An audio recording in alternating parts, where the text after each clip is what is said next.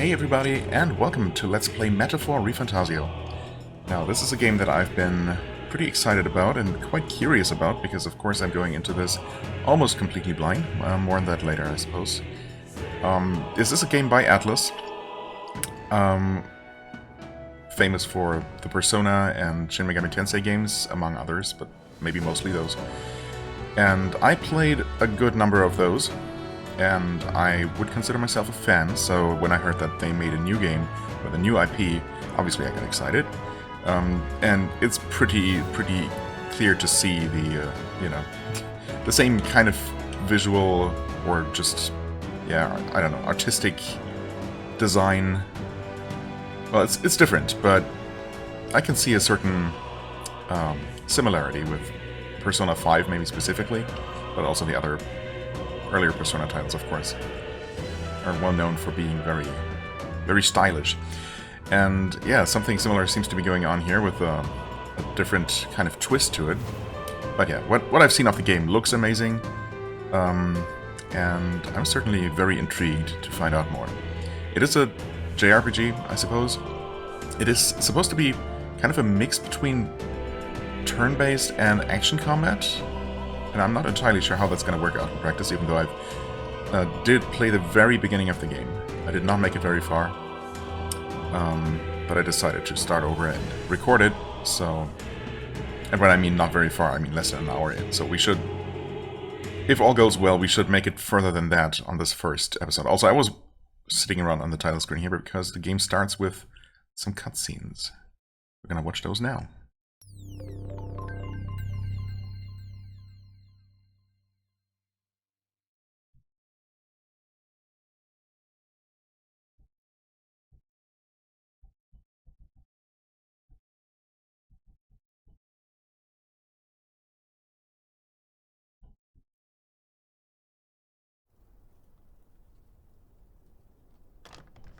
I trust this will suffice.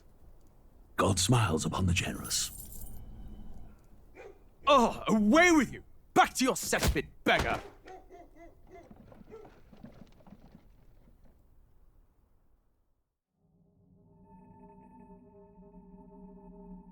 A land grotesque as its people. You dreamt of utopia. You saw the tribes united as one. Oh. That dream died long ago. You should have done the same.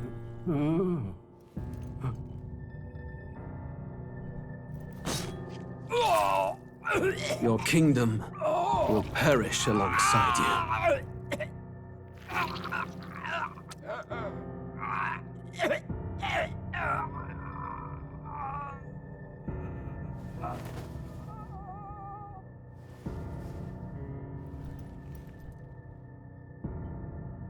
By my hand. I cannot fathom it. His Majesty killed in his own bed. The blooms upon the prince's grave had yet to wilt. Without an heir to wear the crown, what will become of the royal magic? Thus vulnerable, an invasion might undo us. From within or without, the state hangs on a precipice. It may even come to civil war. In dark times, we must stand together. Your Eminence! Who could do this? Few could even enter the king's chambers, let alone draw close. And yet, His Majesty's arcane power could deflect near any blade. With all the royal bloodline's magic, who could harm him at all? shadows stir in the castle just as they did with the prince. What hellbound soul could end a royal life? Who would dare such atrocity? Huh? Luis. A shame to die with no heirs. The prince was taken too soon. And only a king may wield the royal scepter, the very crux of his vaunted bloodline's magic, which made such a fine deterrent to war. One has to ask, them dead, who shall take the throne?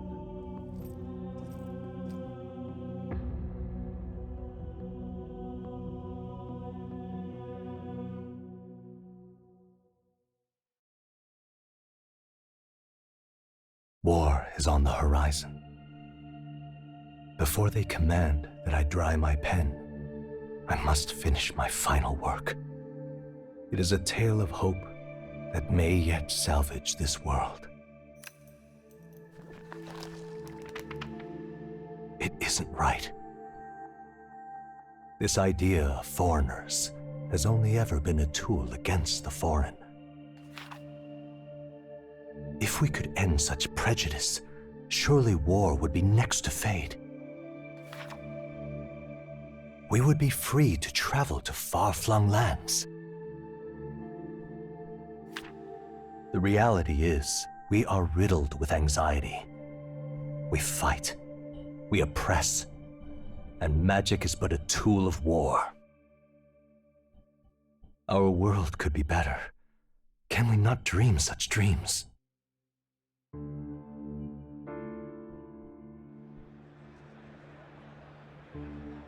In such a world, they need no sorcery. A megapolis is built through learning and skilled labor. Glass spires reach the heavens, safe nights with no dark shadows, streets well-traveled. And in the laws of these emotionally satisfied people, it reads, all lives are equal. I know, just a daydream. Castle on a cloud. Yet I have faith. I believe that fiction can become hope, wielded by a worthy avatar. I believe a hero will stand true and change the world. After all, this world need not stay like this forever. The will to believe in something beyond us, indeed that, is what we call fantasy.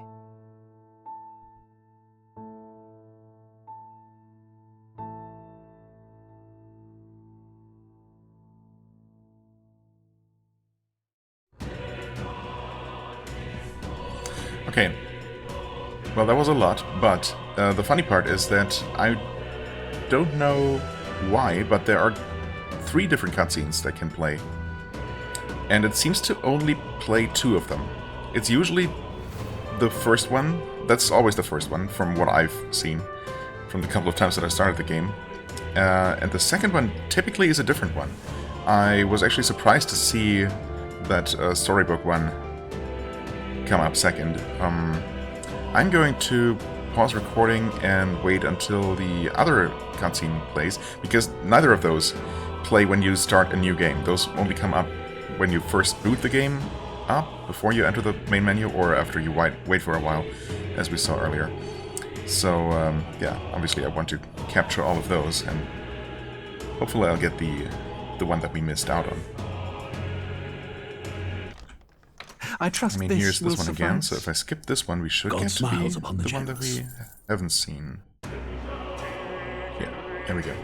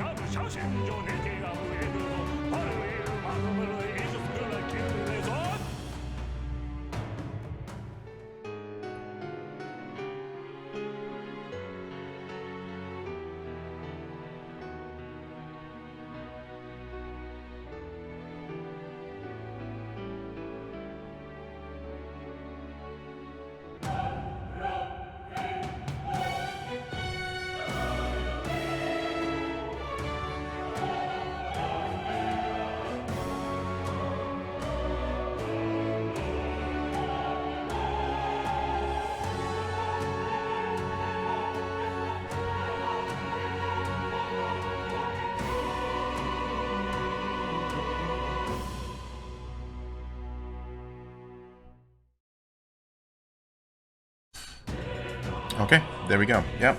Not a whole lot to that one, I guess. Yeah, I don't know why they don't always just play those 2 book-related cutscenes back to back. But anyway, here we are. We're going to start a new game, of course, without any further ado. That was quite a bit of ado. I mean, I kind of want to recap what we just saw in those cutscenes, but I'm sure it's all gonna get addressed in due time. Who's there? I can feel you watching me from a place beyond my sight. Well, I mean, I suppose I can also talk a little bit about it right now. Obviously, at first we saw the assassination of a king by the evil blonde guy, and then we also heard that, well, apparently the prince and only heir had already died earlier, so now the kingdom is without heir, and people are wondering who might take the throne. Surely not the, you know, smugly grinning murderer that we saw. Also something about, I don't know, I guess, yeah, social inequalities. There was some sort of sinister transaction happening, I guess, at the very first thing that we saw. Someone paying someone for something, surely nothing good. Someone getting kicked in the street for belonging to a certain race, I suppose. All the good stuff. But also some mysterious person is writing a fantasy novel of some sort about a mysterious world of equality and great technological and societal advances that eerily resembles our real world, what we consider the real world anyway. And apparently, yeah, we're being talked to directly here. Whoever you are, please tell me. Does our world pique your interest? Pardon my curiosity, but would you tell me your name? That is to say, tell me who you really are. The one who meets my eyes across a strange threshold. Well, this certainly seems very Persona-esque as well. Obviously reminds me of Igor talking to the player directly.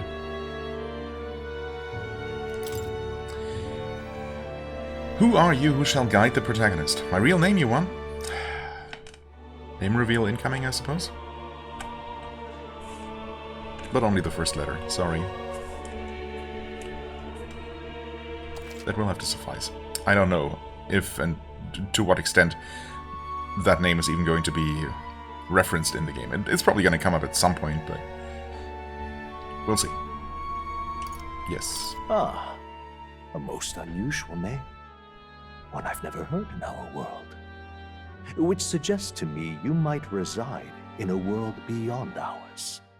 Indeed I do. It is a curious thing that in your eyes, my entire world is but the dawn of a story yet untold. Or to put it another way, this is a fantasy. But can it truly be dismissed as something so far removed from you? If indeed you wish to cross to our world for a time, I would first ask that you indulge one question. Is fantasy limited to the confines of imagination? Would you call it a powerless creation? Those are not necessarily the same question. I would say that, by definition, fantasy is, at least in the beginning, confined to imagination. But, of course, it can have power. It can affect you. It can affect what you end up doing in the real world, in reality. And at that point, a fantasy can affect the world outside it.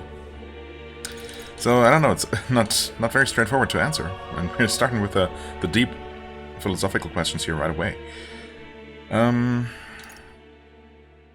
Powerless creation. Well, I suppose not always is the correct answer then. More than wishful thinking, more than fiction. Something capable of affecting the realities beyond its bounds. Indirectly, yes. This must be what you believe. It must be. I confess, my own answer still eludes me. But consider, if fantasy is born from hope, a desire to make the world better than it is, then that hope can be made manifest. Thus does change come, and thus is fantasy forged into a new reality. Perhaps the story about to unfold before you will tell us. I'm thoroughly invested now myself. Yeah, same. So, let this tale begin. Right. Well, I'm just going to go for normal here because, of course, I don't really know what to expect. We can always adjust later if it turns out that, like a certain other game that I just finished, the normal difficulty, or even the hard difficulty in that case, I suppose, turns out to not be very hard or challenging at all. I do tend to maybe over-explore and, you know, unintentionally over-level and just, you know, take my time, and I very thoroughly explore, find all the possible items, gain maybe a few more levels than you otherwise would, so that can tend to make the game a bit easier, of course. And if it does, then we can always switch to hard, I suppose, if it feels like we're never meeting any kind of challenge. But I think normal should be just fine.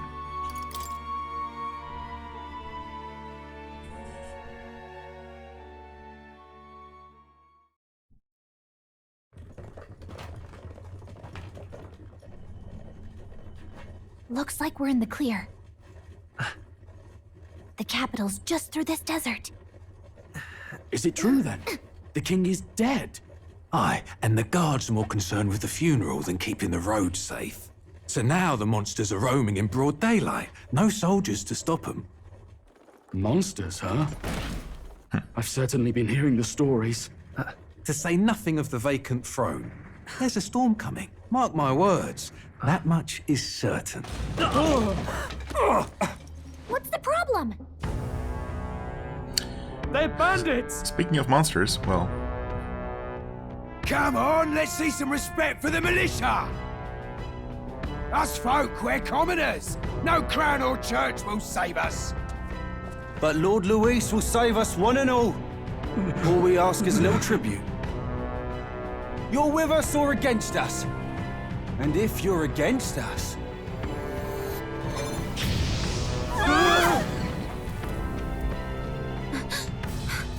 An igniter? How'd they get rid of those?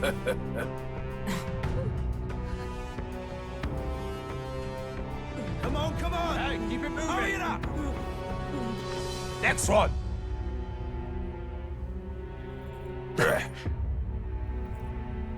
Huh? Look at you! What have we got here? He's an elder! So he is. No horns, no knifes. Filthy gremlin like you. What you got in the capital? Oh, what's this? Looks like you've been holding out on us, boy.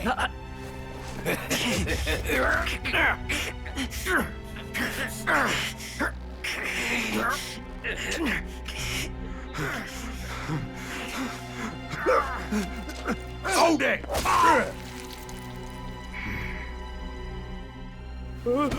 Should have listened to us, chum. Now fall in line!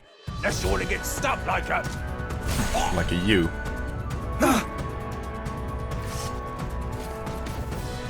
You drew steel. I take it you are prepared to die by it. Stand aside! Those who live by the sword die by it, as they say. Speaking of dying, no way to survive that, unfortunately, so I guess that was not the protagonist.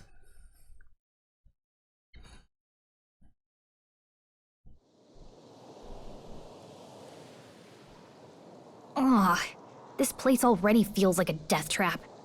You hear all that stuff about Lord Luis saving us? Well, maybe we did survive somehow. Lord Louise being... I think he was addressed in the cutscene, right? That's the king's murderer. Hey, you okay? You still got all your limbs attached? Yeah, maybe a bit of a headache. Well, at least they didn't figure out our mission. Definitely could have gone worse. What mission? I think I might have hit my head. What mission? Right, and also, big surprise, protagonist is not actually silent. And he does have two differently colored eyes, which of course is, I mean, it looks interesting enough, but that is not what the bandits noted about him. They noted the lack of horns and pointy ears, making him an elder, apparently just a normal human being, so we don't know for now whether the heterochromia, I believe it's called, is normal for all Elder, or if that's just him. But since I didn't call it out, I guess it's just him. Anyway, what mission? Come on! This is no time for jokes. I'm not joking, my memory really does suck. You do know that if anyone finds out who we really are, it's all over, right? The mission's more important than either of our lives. If we screw this up, there's no going back. Okay. Important mission. Care to remind me? No? I guess not. Tradia Desert. Think we'll make it? You don't look hurt though, so that's good news. You can move, right? I'm thinking we should find a place where we can see the whole area. Basic controls. Yep. Some actions you can perform and their corresponding controls. Yep. Right. I mean, I did look at all of this before. You can move around, move the camera. I guess camera turning speed is fine. You can sprint. And one of the things I did... Never mind. Wait, I'm sensing something close. Don't move. You just told me to move. Make up your mind. Unknown sandworm Valmo. Yeah, those look especially dangerous, so watch out. I don't think they've noticed us, though. Yet. Phase sight. Press L to use phase sight. This ability lets you see what Gallica senses in the environment. When you see an enemy you've never confronted before, it will show up as unknown. Prepare as best you can. Well, in our case, there's not much preparing we can do. We can just... we can attack, we can dodge, we cannot jump, we can sprint. It's a toggle on or off. Right, and one of the first things I did is I turned off a very aggressive motion blur, like around the entire outer edge of the screen, that used to appear the moment you started sprinting. I found it very disorienting, and thankfully there's an option to turn it off. So, I did that. I guess I just toggled sprint, and I will just never have to worry about that again. So that's good. Yeah, we can attack. However, as I already know, of course. Stay vigilant. These ones aren't messing around. Sandworm Valmo. I do wonder about the Valmo part. I mean, sandworm seems obvious enough. But is Valmo a proper name, or is it a type of sandworm, or is sandworm a type of Valmo? Who knows? Anyway, oh, I did not know there was another one there. Crap. Yeah, as you can see, we can't technically attack them. In, you know, a kind of action combat. We can dodge their attacks. But, at least for right now, I certainly cannot deal any significant damage to them. So, I think we're just gonna run. Are we good? Or are they coming? Hard to say. Yikes! I think we're in a little over our heads. Yeah, we're also half dead, but you know, that's fine. I'm sure we can't... I mean, we're not gonna die in the tutorial, obviously. Surely not. Watch out! Let's see, we do have a map. We are supposed to go down there, the bottom right, or southeast, I suppose. We do have the memorandum, type of in-game encyclopedia, which I am a big fan of, although it is going to take a lot of time, a lot of the playthrough to just, well, maybe not a lot, but I will take my time to read every single entry. That's just what I do. We can learn about a couple of things already. Why don't we do that, actually? Igniters, right, we did see that. A tool that acts as a conduit for magic power, without which people cannot perform magic. To own or use them, one must obtain a permit from the kingdom by passing a test, with some exceptions, such as those serving in the state army. Igniters can be costly depending on power and specifications, and purchasing them is akin to buying land or housing. The expense is so great, buying more than one igniter would be difficult even with the entire lifetime income of the average commoner. In order to prevent accidents and crime, the Crown, Theocracy, and the Magic Association have exclusive production rights of igniters. Unauthorized production is considered a serious offense.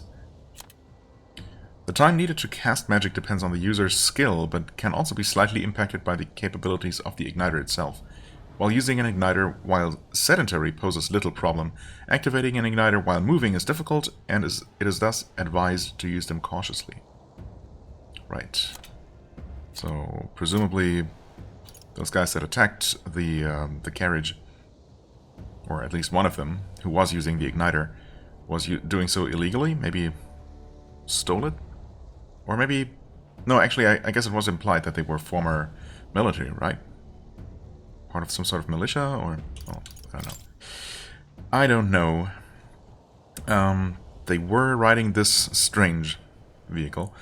A gauntlet runner, often called runners as shorthand, a general term for magic-powered semi-automated vehicles designed for traversing the wastelands and either overcoming or circumventing local wildlife threats and magical phenomena. Traveling the wilds on foot or even in a lightly armed carriage has historically been incredibly dangerous, making any long-distance trips a life-threatening risk. However, as cities and countries grew, so too did demand for resources, many of which required transport in large quantities. The gauntlet runners filled the niche of an armed, sturdy vehicle that could help with transport and land development. There are smaller runners, roughly the size of an armed carriage with a simple deck addition, but it's more common to see models that walk on legs with an internal living area comparable to a modest house. Legs are more common in their design than wheels, partly because of their versatility on all manner of difficult terrain, but more so because they look cool. No, mostly because adopting the remains and skeletons of large monsters, as is more cost-effective and stronger than artificially creating all the components necessary. Well, I mean, I guess if that's a thing that's relatively easy to do with magic, then yeah, sure. You can find ready-to-use large legs on large monsters, I suppose. More easily than ready-to-use wheels. So, sure, let's say that makes sense. Gallica is the first entry we get. A fairy who accompanies traveling boy on his journey, doubling as his chaperone for his special mission. Her diminutive size excludes her from participating physically in battles, but her special fairy traits allow her more proficiency than traveling boy when it comes to sensing magla and knowing magic. Though she can become heated when her personal values are tested, she is a reassuring travel companion. Right, and she's definitely not going to be annoying like certain other fairies in video games. Definitely not. Sanctism. A monotheistic religion devoted to the worship of the one God, the Almighty. The religion of majority across the United Kingdoms. Its sanctors preach that uttering the prayer Klossore with one's whole heart will reach God, bringing salvation. It is the state religion, and the sanctist hierarchy is deeply intertwined with the kingdom's politics. Currently, the crown theocracy is at the heart of the kingdom's political affairs. The prayer Klossore. I'm assuming that's just the name of a full-on prayer and not just a word that you say. Okay, right. That is that. Oh. We were not actually safe, as it turns out. Alright, and we do have these here, Manjula, unknown level. We're level 1, I suppose. We don't actually have access to any kind of status screen or...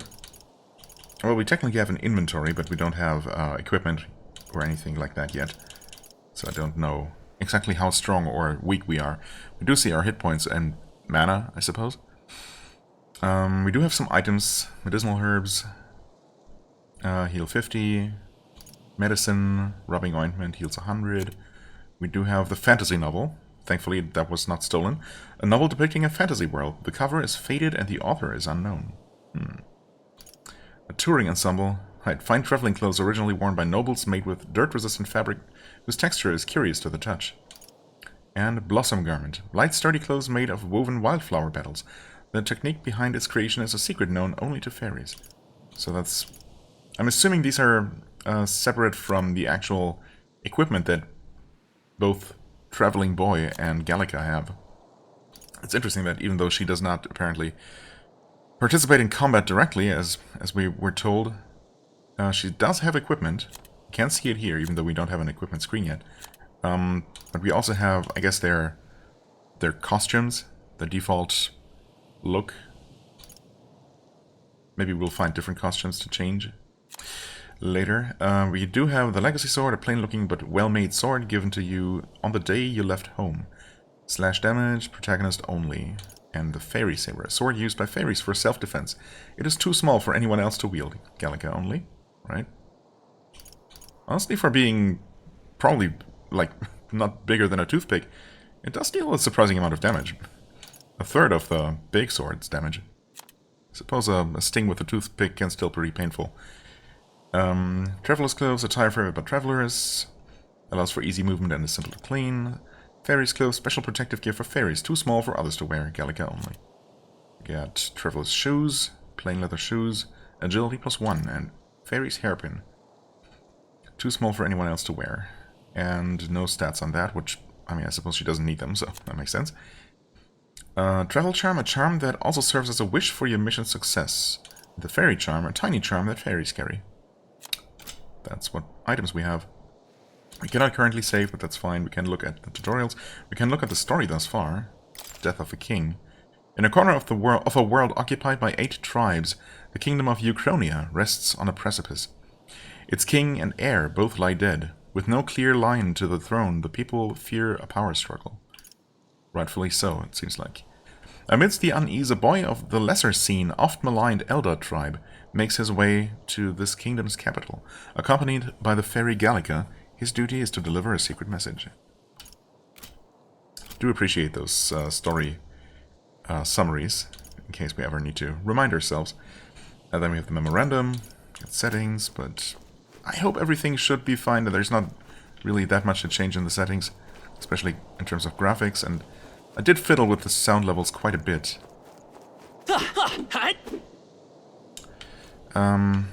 I hope sound effects are not going to be too overpowering in combat, of course, especially in action games. Look. That can be a thing.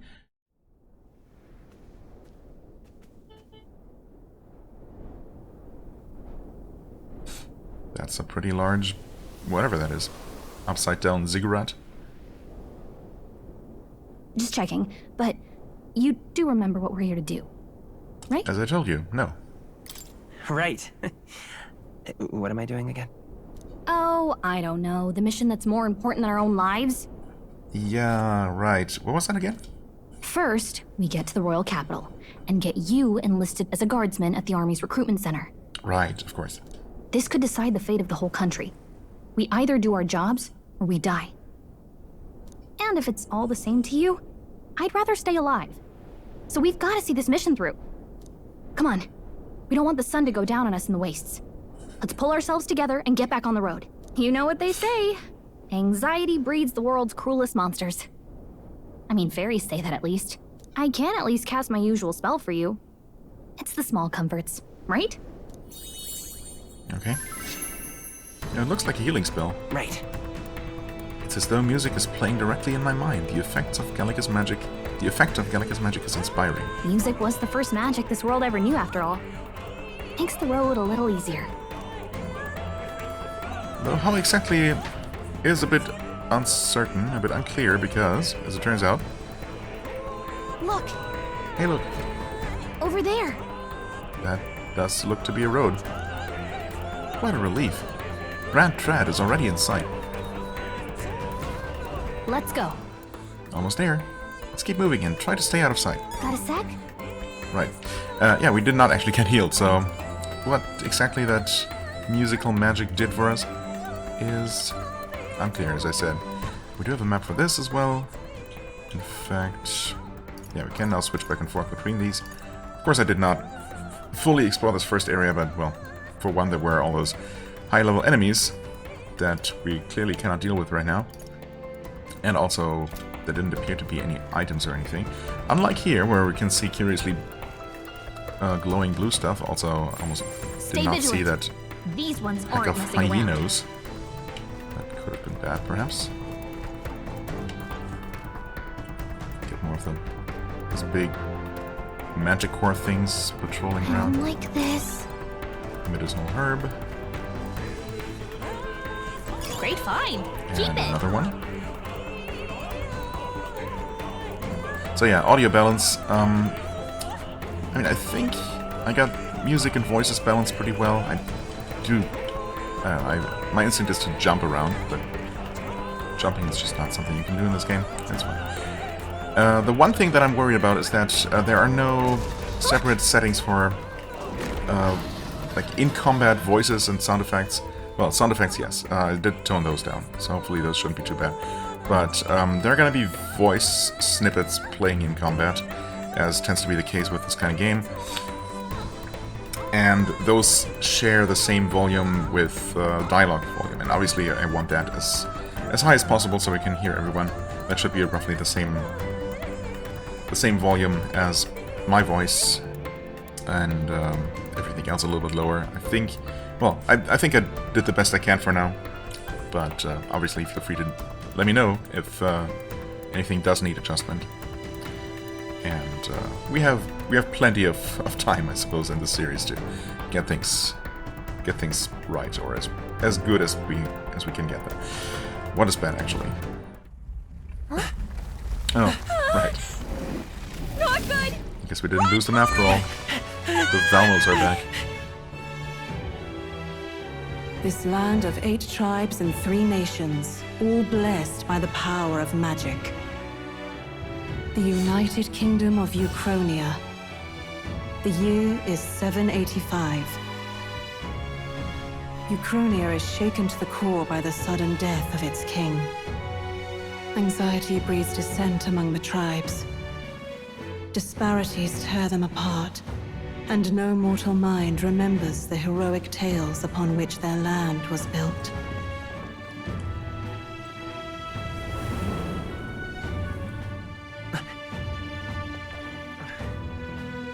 By this story of fantasy, may this faded world be painted anew.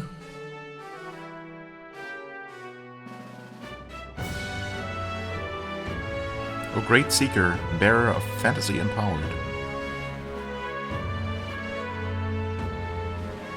Hear my wish and come forth from thy epoch of glory to grant me thy guidance. Sounds like a prayer from someone inside the story to someone in our world. Like us, the player. Whoa, just look! Whoa.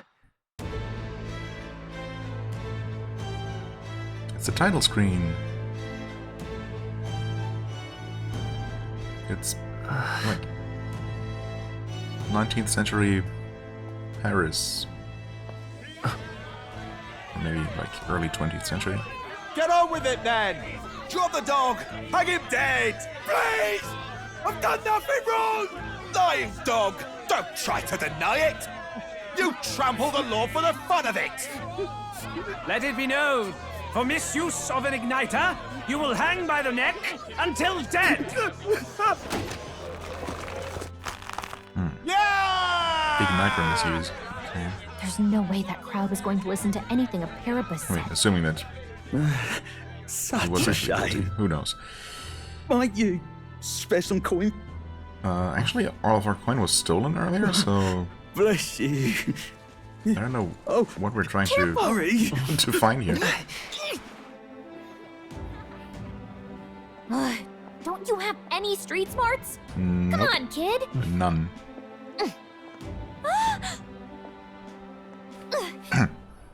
Look, we're not tourists here. We gotta stay focused. Right. Right. You noticed back on the wagon? You might be the only Elder here, in the whole city even. Are they that rare, though? Like, it's a big city. It's the capital, right? Was that said anywhere? I think so. The royal capital? The capital's incredible. Yes. Just look at all the different tribes. You never see this kind of diversity out in the countryside. 8 different tribes, right? 3 nations? 3 united nations? The United Kingdoms? With one common capital and, well, until recently, one king. But 8 different tribes or peoples making up those kingdoms. Not that it's very balanced. I see more Clamars and Roussants than anyone else. Clamars and Roussants. Right. I believe the Clamars are the ones with the horns and the Roussants are basically the elves, the pointy-eared ones. Which means a dopey Elder kid's gonna stick out like a sore thumb. Try to keep your head down, okay? Probably should just, stick on some fake horns and or, well, probably one or the other. Or fake ears, just in order to not stand out so much. But maybe that's a crime or something, who knows. Hey, did you hear what they're saying about His Majesty? They say it wasn't illness at all. I heard it was foul play, assassination. Shh, careful who hears you say that. But it's just like the prince, isn't it? They say he was attacked in the dead of night. A war of succession is coming, I tell you. Sounds like monsters have been prowling the countryside. They're sending the guard out to deal with them. The army's really gone to hell. It's a far cry from when we had Count Luis at the helm, I'll tell you that much. Hard to see how the nation can come back from this. We'd not have to ask if the prince was still alive. Oh,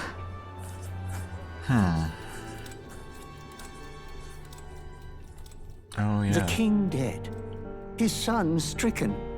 Are there none left to bear the weight of the crown?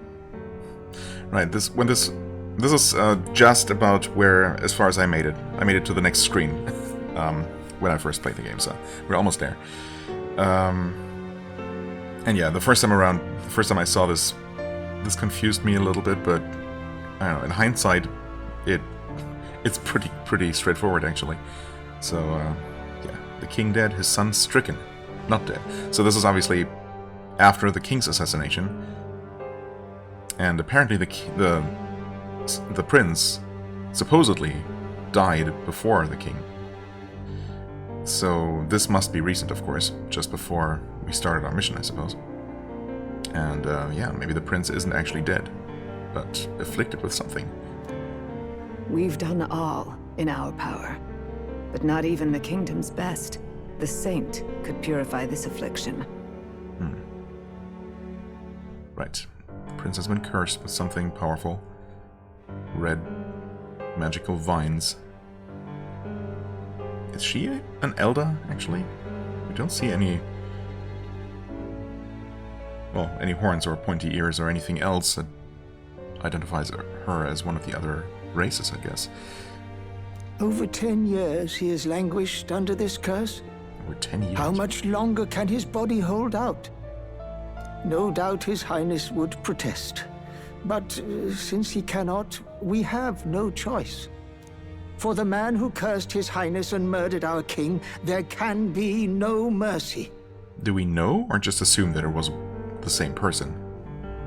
I mean, someone could have cursed the prince 10 years ago, and someone else could have murdered the king now. Why did they wait so long if their ultimate goal was to take the throne for themselves, for example? I never thought I would have to ask this of you. But there are so few of us left now. There is no one else to turn to. You're not the sharpest tool in the shed, as they say, but we have no other choice. Will you infiltrate the military to deliver a message to our contact there? This is your mission. For all our sakes, you cannot fail. We'll see about that.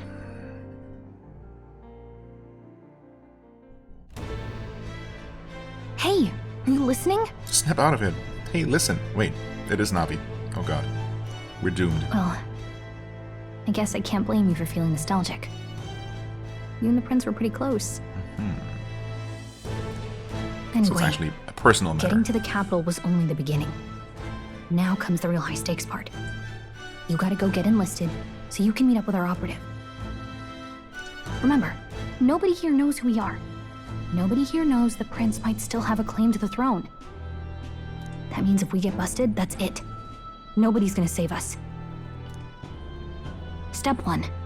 Let's figure out where the recruitment center is.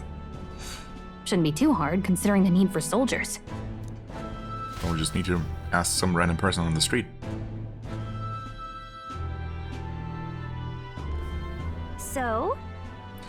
You know where we're going. Feel free to admit that you're lost and ask me for advice. Right. Press RB for the map. Press Y to ask Gallica. Gallica always has good ideas, or so she thinks. Press up to save. Whatever will I do? Auto-saving as well. Let's go see. We don't have time for detours right now. If you're lost, check your map. Just go straight down the main street and you should find the recruitment center. Right. Oh. What was that? What was that pling sound just now? Whatever will I do? Is that something getting added to the memorandum? Because I did see that message as well.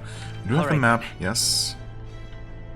What's the yellow marker, actually? I cannot scroll or zoom or anything. Or switch maps from here. Let's go see. Nope, didn't mean to do that. Alright then. No access to any kind of world map, although I guess eventually we're gonna have that. There seem to be 3 shops of some kind here. A tavern, perhaps, and 2 kinds of equipment shops, I guess. Pretty sure we cannot enter either of those. We do have the memorandum. And we have a lot more to read on. Should we do that right now? I mean, I don't know. I guess I might as well. Magic. A general term for the technique that consumes power to cause phenomena that bend the laws of nature.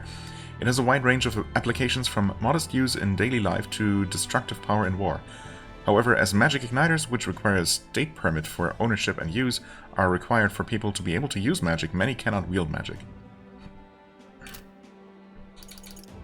Music and magic. An unusual variety of magic that causes the listener to become aware of their state of mind through the form of sound and music. As it is a modest form of magic with seemingly no utility on the battlefield, it is considered a meaningless, trifling skill in society, and is thus rarely used. Kingdom of Uchronia. A union of allied kingdoms spans the Kingdom of Uchronia, the Principality of Oceania, and the Principality of Montario. Uchronia being the suzerain, with its king holding authority over all 3 kingdoms. The original King Hythlodaeus was this United Nations' first ruler, and is often referred to as the Founder King. Right, okay. Wait, what was the name of the king who was murdered? I don't know that we even necessarily learned the name yet. The continent is surrounded by fast-running currents, and ships can only set anchor from the southern inland sea, where the otherwise swift currents are less violent. As a result, there have been few invasions from overseas, and the 3 countries have achieved long histories. But there have been invasions from overseas, so we know that other nations exist, I guess. This seems to be implied here. The capital of the kingdom is Grand Tread, the largest city in the kingdom, located in north-central Uchronia. The most widespread religion is Sanctism, established as the state religion under the reign of the most recent monarch, King Hythlodaeus V. Most recent as in the one who just died, or the one before that? Most recent, I guess, sounds like the recently killed one. So the 5th one. Okay. Royal capital Grand Tread. The nation's largest city, capital of both the Kingdom of Uchronia and the United Kingdoms at large. Also referred to as the royal capital, being the home of the palace and seat of the royal bloodline. Known for its solid ramparts, a site which has long been emblematic of the city itself. However, when the massive regolith Grand Cathedral was built, the building's grandeur became the new symbol of Grand Tread. Yeah, it's hard to look at anything else with that thing around. So that's a cathedral. Good to know. Oh, we can... Right, I see. People, Eldar tribe. There we go. The 9th tribe. Oh, okay, so there are 9 tribes. Not 8. But I guess we don't talk about the 9th one. The 9th tribe, distinct from the commonly known 8 tribes. They are condemned by the Sanctus Church for inheriting dangerous magic heretical to the teachings of the Church. Ah, yes. You always need some group of people who are just, I don't know, condemned for religious reasons from birth, for having done absolutely nothing, and without any way to do anything about it. The population is so small that to even see one in public is rare, and they face greater discrimination than any other tribe. In fact, many outside the main cities don't believe they exist. Each of the 8 tribes possesses unique physical traits making them recognizable at a glance, such as the Klemar's horns or the Rusain's long ears. The Elder tribe, however, bears no such distinguishing feature, and thus are regarded as inferior beings. Makes sense. The Clemar tribe composes the largest population in all the allied kingdoms. Their most distinctive features are the horns which grow on both sides of their head.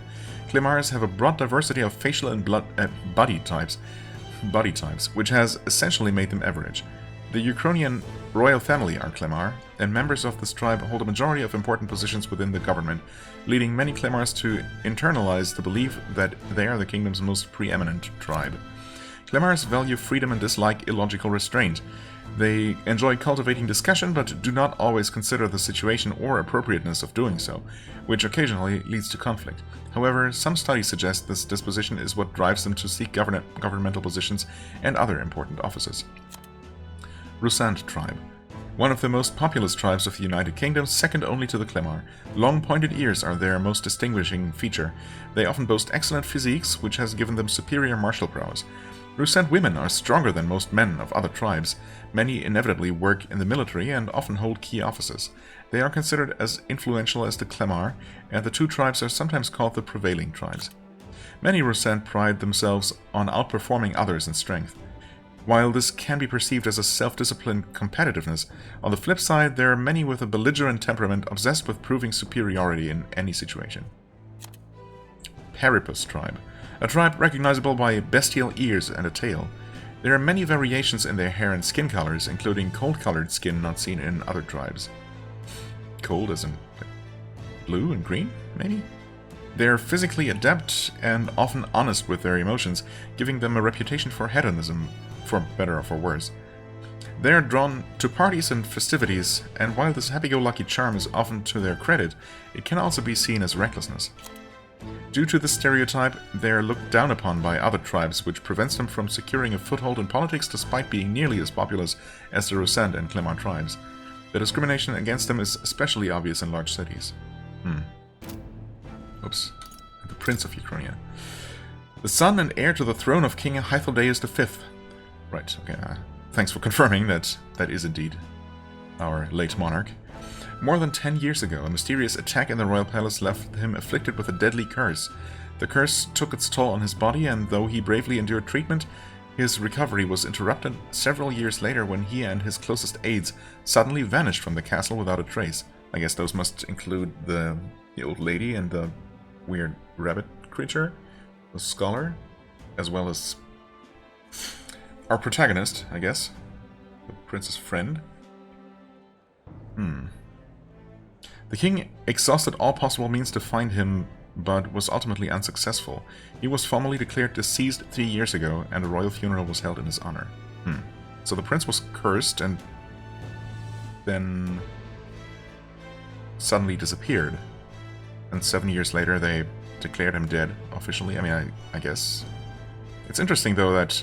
I mean, one has to wonder, of course, what caused the disappearance.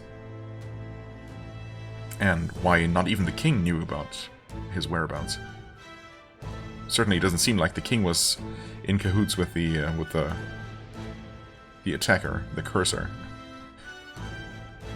Or maybe he was later betrayed by the same person. Culture, right.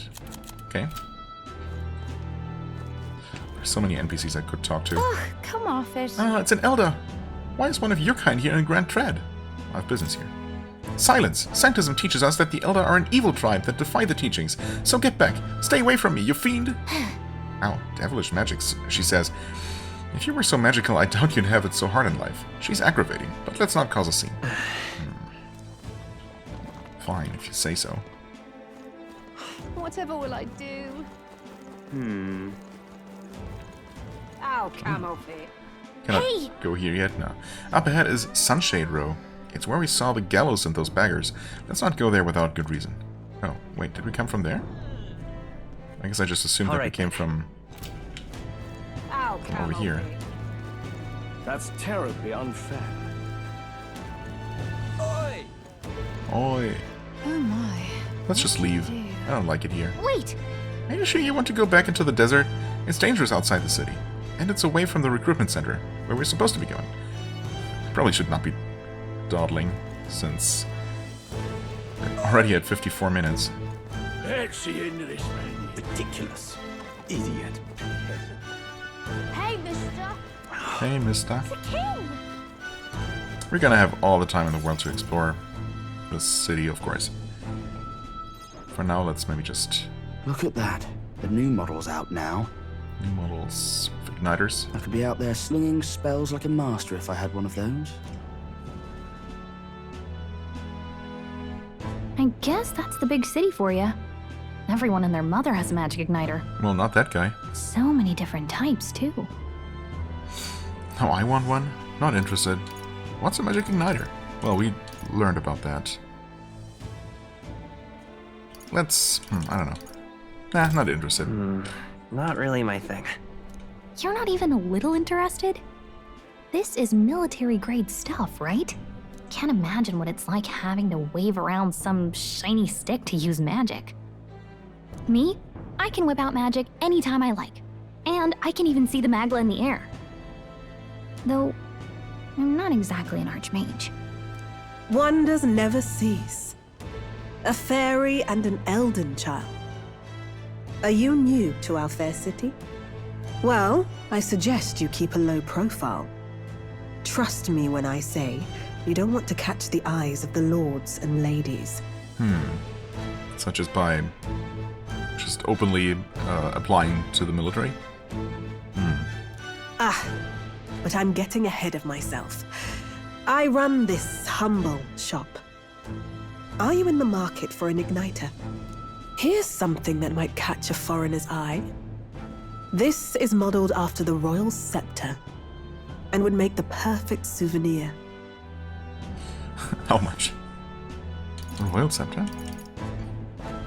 I would like to know how much it is. How much is it? You're not really going to fall for that, are you? I mean, I'm definitely not gonna buy it. How would you even know what the royal scepter looks like to begin with? You've really never heard of it. Wow. I mean, I Where assume do I that he even start? would know that. That's probably common knowledge. A symbol and instrument of the crown's sovereignty. Passed down through generations. If you believe the legends, it houses incredible magic. World-shattering power. More practically, you might call it the world's most potent magic igniter. And in the king's hands, it was enough of a deterrent to stave off invasion. Now he's dead. No living heir either. Well, we know better, right? Assuming... Well, no, obviously Gallica would know. Even though we didn't see her in the flashback cutscene there. Tragic, isn't it? Kingly magic is of little use without a king. I suppose she... Well, since we're talking to the stranger here, she... Gallica would pretend to, you know... to think that the prince is dead, just like everybody else. Tragic, isn't it? Yes. You picked a bad time to visit, boy. I don't know why you're here, but there's trouble brewing. Oops, I'll keep that in mind. I mean, I don't know if we're gonna be staying long. Or if that's the idea, at least. Obviously, we're gonna be staying long. I'll keep that in mind. A word of caution, then. Your survival is your own responsibility. Oh, okay. Well, that was unnecessarily ominous. She has a point, though. We'll need to be careful. Anyway, we don't have time to hang around chatting with the locals. We've got a recruitment office to find. Right. I feel like we're not actually gonna find it this episode, though. Well, depending on how long I'm willing to go here. This is definitely gonna be a long game. I mean, it is definitely going to be long. So I should probably just, you know, start with slightly longer episodes right off the bat. Well, I mean, I don't need to do that necessarily, and an hour is arguably already pretty long. That is obviously going to be my default kind of aim, but I might overshoot. I will eventually, for sure. I could end this first episode a little bit, you know, early, I guess. Well, not early, but on time.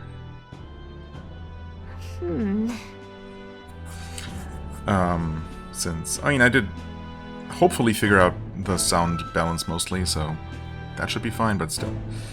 Yeah. I was hoping that we'd blend in with the crowd and no one would notice that you're an elder, but the people here have sharper eyes than I thought. You don't want to draw attention, but hiding your tribe is only going to make it worse. How so, exactly? I mean, maybe if someone finds out, but at a casual glance, surely they wouldn't. People may insult you, but do your best to stand tall. All right. I mean, if that's all they do, and if it's not literally... If we don't actually risk being just, you know, detained on the street by any officials.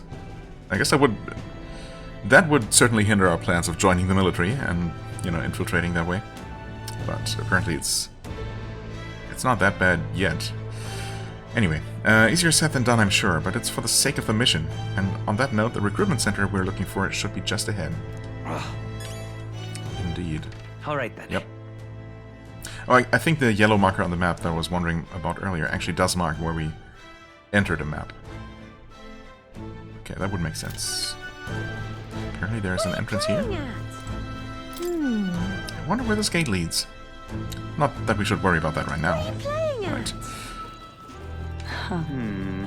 So, yeah, this, as I said, this screen is as far as I made it before, so I made it exactly as far in this you know, replay. So that's fine.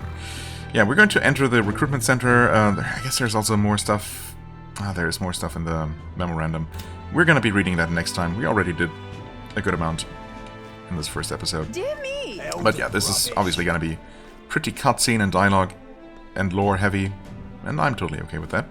But that is definitely going to be a major part of this playthrough. For now, though, I thank you so much for watching. I hope you enjoyed. If you did, please hit the like button, leave a comment, and I shall see you real soon. Bye-bye.